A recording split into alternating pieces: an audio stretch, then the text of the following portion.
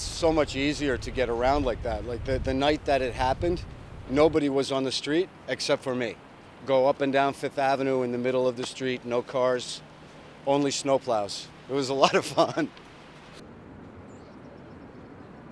I don't know, there's just something kind of magical about it.